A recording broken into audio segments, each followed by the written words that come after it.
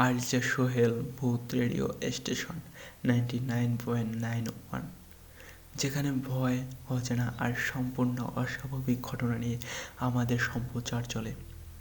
আজ আমরা একটি বিশেষ গল্প শোনাতে যাচ্ছি।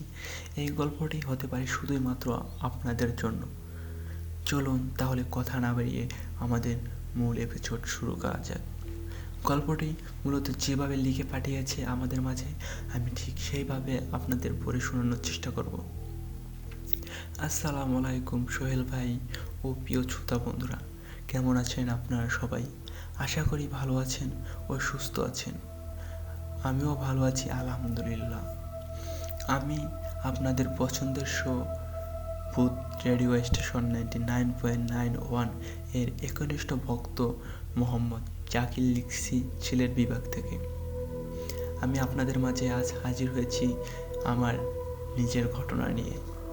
ঘটনাটি মূলত আমার নানু বাড়ির ওইখানে ঘটে। আমি ছোটোবেলা থেকেই শহরে জীবনে বড় হয়েছি এবং আমি একজন কলেজ পড়ুয়া স্টুডেন্ট।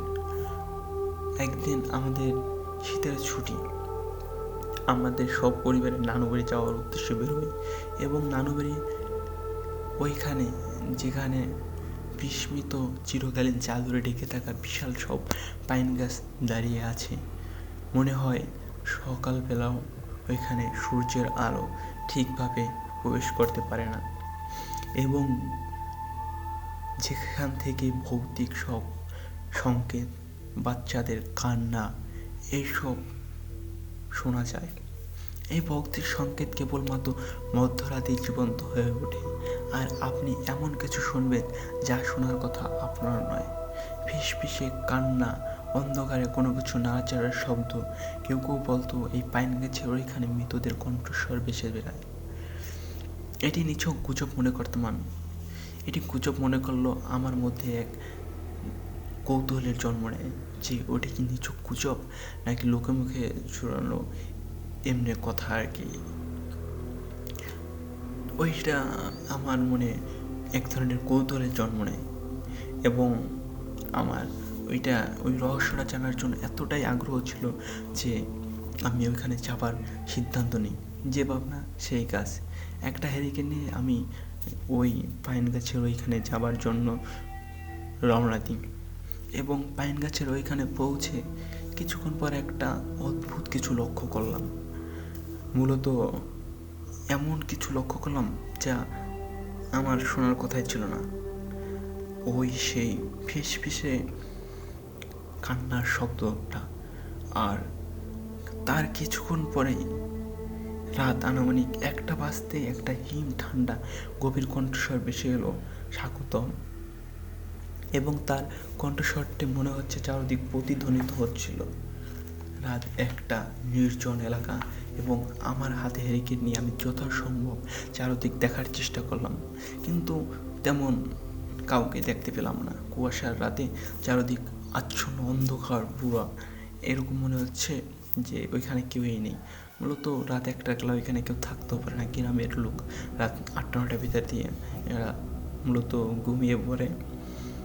তো ওই শব্দ মনে হচ্ছে যে চারদিক প্রতিধ্বনিত হচ্ছিল। এরকম শব্দ শুনে আমার শিরদাঁড়া পেয়ে ঠান্ডা স্রোত বয়ে গেল। তবু আমি ওইখান থেকে যাইনি, ওই পাইন গাছের নিচেই রয়ে গেলাম। কণ্ঠস্বরটি আবার শোনা গেল। পর মুহূর্তে পাশ থেকে এক শিশুর কান্নার শব্দ ভেসে এলো। শব্দটা এতটাই বাস্তব মনে হচ্ছে যে আমার পাশে বসে কেউ কান্না করছে। কে ওখানে? আমি ফিসফিস করে বলে উঠলাম, যদিও আমি জানতাম আমি এখানে একা এসেছি। শব্দগুলো আরও ভয়াবহ হতে শুরু করলো। মনে হচ্ছে শব্দের সাথে বসে কেউ একটা করাত দিয়ে গাছ কাটার আওয়াজ তুলছে।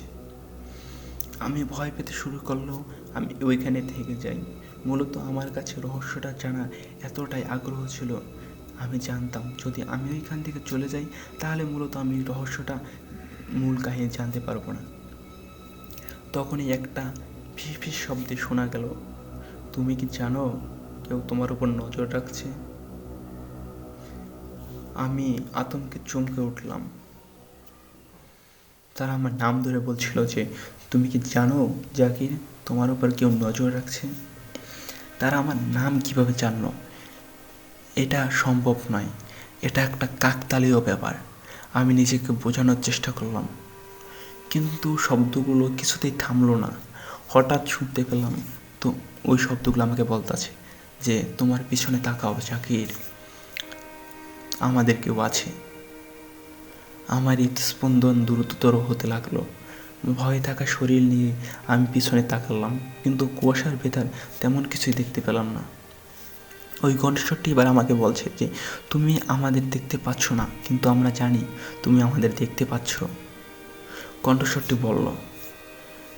আমি দ্রুততর ওই ভৌতিক কথা শুনে আর কি দ্রুততর যত সম্ভব আমি বাড়ি আসার চেষ্টা করলাম, কিন্তু মনে হচ্ছে কোনো ভৌতিক শক্তি আমাকে বাধা দান দিচ্ছে। আমি ওইখান থেকে নড়তে পারতাছি না, মনে হচ্ছে যে কেউ আমাকে একটা ধরে বসে আছে।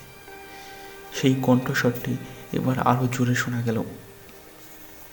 চারদিকে বাতাস ভারী হয়ে আসছিল এবং এবার শোনা গেল ওই কণ্ঠস্বরের সাথে আরও অনেকগুলো কণ্ঠস্বর যোগ হচ্ছে। প্রতিটি কণ্ঠস্বর মনে হচ্ছে আমার মনকে ভীত আক্রমণ করে তুলছিল। লুকানো কণ্ঠস্বরটি বলতেছে, তুমি জানো তুমি এখানে কেন? তোমার অতীত লুকানো নেই। তুমি কি ভুলে গেছো সেই দিনের কথা? আমি হাঁ হয়ে তাকিয়ে রইলাম চারদিকে। তারা আমার অতীত কিভাবে জানে?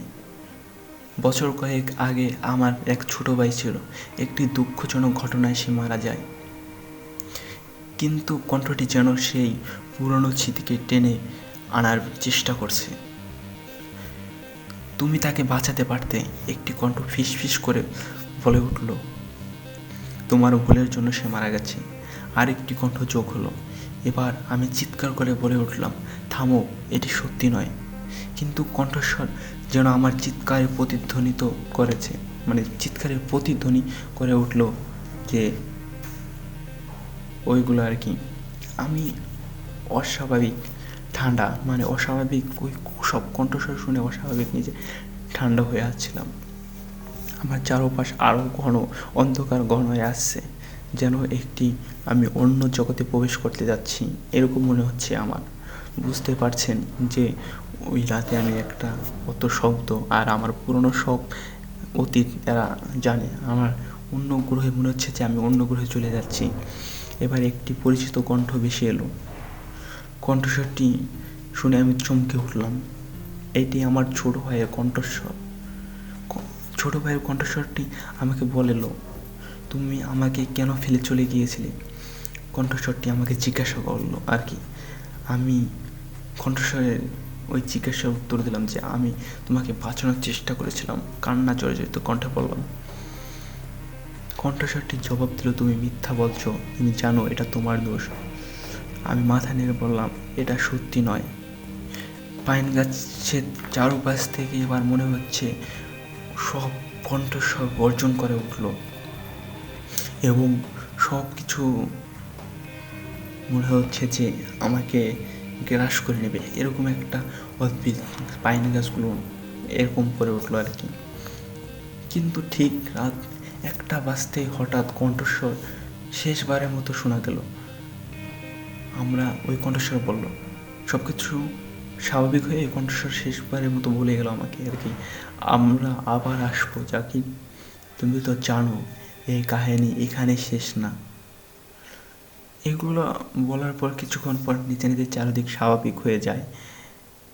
আমি তাড়াতাড়ি বাড়ি ফিরে আসি এবং বাড়ি ফেরার পরও আমার মনে হচ্ছে সব কিছু আমার কাছে অস্বাভাবিক ভৌতিক লাগছে। সে রাতের পর ওইখানে আমি যাবার আর দ্বিতীয়বার সাহস পাইনি এবং মধ্যরাতে মাঝে মধ্যেই ওই কণ্ঠস্বরগুলো আমি শুনতে পাই। মনে হয় এটি কি আমার কল্পনা নাকি সত্যি এই কণ্ঠস্বর আমাকে তাড়া করছে। সো এই ছিল আমার ঘটনা। সোহেল ভাই, ভালো লাগলে পড়ে শোনাবেন।